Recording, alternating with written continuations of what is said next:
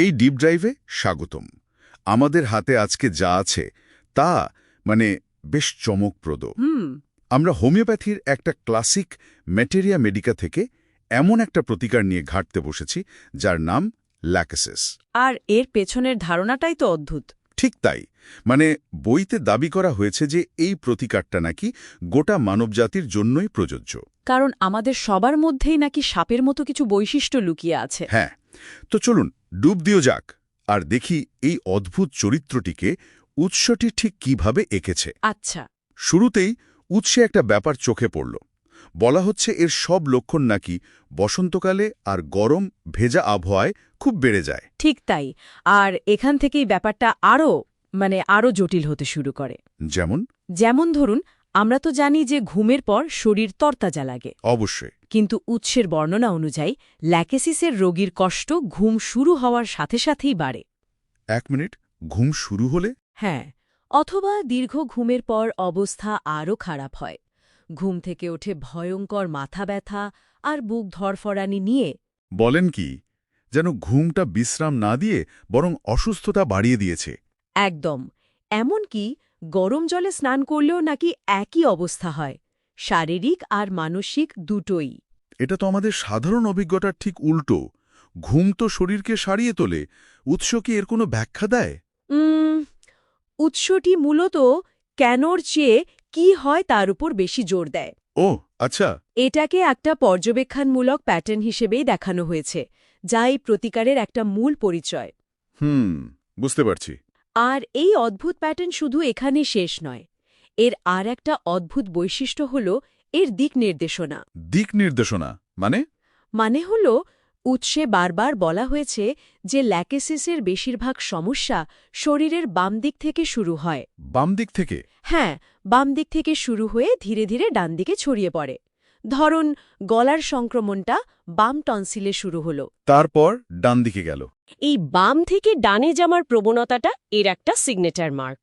বাহ, এটা তো প্রায় অবিশ্বাস্য শোনাচ্ছে। আচ্ছা, এই যে আমরা সাপের মতো বৈশিষ্ট্যের কথা বলছিলাম, মানসিক লক্ষণের সাথে এর কোনো যোগসূত্র আছে? একদম, এখানেই তো আসল সংযোগটা। তাই? উৎস যে মানসিক চিত্রটা আঁকে তা বেশ নাটকীয়। এর কেন্দ্রে আছে তীব্র সন্দেহ, হিংসা আর অকারণে ঈর্ষা। সন্দেহ? কি ধরনের সন্দেহ? রোগী সারাক্ষণ মনে করে যে তাকে নিয়ে ষড়যন্ত্র হচ্ছে, বন্ধুরা বা আত্মীয়রা তার ক্ষতি করার চেষ্টা করছে। বলেন কি? এমনকি এমন প্যারানয়াতেও ভুগতে পারে যে তাকে খাবারে বিষ দেওয়া হবে। এই যে একটা কনস্ট্যান্ট সাসপিশন, একটা সন্দেহ বাতিগ্রস্ততা। হ্যাঁ, এই ব্যাপারটাকে উৎস সেই সাপের মতো সতর্ক আর নিদবির্চি প্রকৃতির সাথে তুলনা করেছে। তাহলে তো বলতে হয় মনটা সবসময় একটা যুদ্ধক্ষেত্রে পরিণত হয়ে থাকে, তাই না? হ্যাঁ, ঠিক তাই। আর এই ভেতরের তোলপাড় কি বাইরে থেকেও বোঝা যায়? তাদের আচরণে? খুব ভালো পয়েন্ট। হ্যাঁ, বোঝা যায়। উৎসের আরেকটি প্রধান মানসিক লক্ষণ হিসেবে বলা হয়েছে প্রচণ্ড বাচালতার কথা। বাচালতা? খুব বেশি কথা বলা? হ্যাঁ, আর খুব দ্রুত কথা বলে। এক বিষয় থেকে লাফিয়ে অন্য বিষয়ে চলে যায়, প্রায়ই বাক্যও শেষ করে না। ওহ! মনে হবে যেন ভেতরের অস্থির চিন্তাগুলো মুখ দিয়ে অনর্গল বেরিয়ে আসতে চাইছে। এর সাথে কি আর কিছু থাকে? প্রায়ই এক ধরনের ধর্মীয় বিষণ্ণতাও থাকে, যেখানে নিজেকে মহাপাপী মনে করে আর ভাবে যে তার কোনো ক্ষমা বা মুক্তি নেই। একটা অস্থির সন্দেহপ্রবণ মন যা অনর্গল কথা বলছে। সব মিলিয়ে একটা তীব্র মানসিক অবস্থার ছবি ফুটে উঠছে। আচ্ছা, এর শারীরিক লক্ষণগুলোর মধ্যে সবচেয়ে অদ্ভুত বা চোখে পড়ার মতো কি আছে যা এই পুরো ছবিটাকে সম্পূর্ণ করে? শারীরিক লক্ষণের মধ্যে সবচেয়ে গুরুত্বপূর্ণ হল স্পর্শের প্রতি প্রচণ্ড সংবেদনশীলতা। স্পর্শে সংবেদনশীলতা? হ্যাঁ, বিশেষ করে গলার কাছে কোনো কিছুর স্পর্শ, যেমন ধরুন শার্টের কলার বা টাই, একেবারে অসহ্য মনে হয়। আচ্ছা, গলার কাছে কোনো বন্ধন সহ্য করতে না পারা। একদম। এটাকেও সেই সাপের মতো মুক্ত থাকার প্রবৃত্তির শারীরিক প্রকাশ হিসেবে দেখা হয়। ইন্টারেস্টিং। আর কিছু? এর পাশাপাশি ক্ষতস্থান থেকে কালচে রক্তপাত হয় আর ফুলে যাওয়া জায়গাগুলো একটু বেগুনি রঙের দেখায়। ওহ!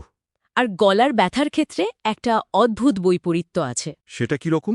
শক্ত খাবার বা জল খাওয়ার সময় আরাম হয়, কিন্তু খালি ঢোক গিলতে গেলে ব্যথাটা তীব্রভাবে বেড়ে যায়। বাহ! এ তো অদ্ভুত সব লক্ষণ। তাহলে সবকিছু একত্রিত করলে যা দাঁড়াচ্ছে তা হল উৎসটি ল্যাকেসিসকে একটা পার্সোনালিটি হিসেবে তুলে ধরেছে, এমন একজন যার শরীর ও মন গরমে আর ঘুমের সময় বিদ্রোহী হয়ে ওঠে, ঠিক।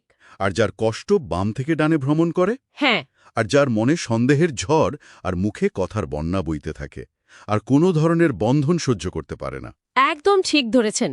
সেই সাপের মতো রূপকটা এখন বেশ স্পষ্ট লাগছে। এটাই হলো মূল নির্যাস, আর আমাদের শ্রোতাদের জন্য একটা ভাবনার বিষয় রেখে যাই। অবশ্যই। উৎসটিতে একটা সতর্ক বার্তাও কিন্তু দেওয়া আছে।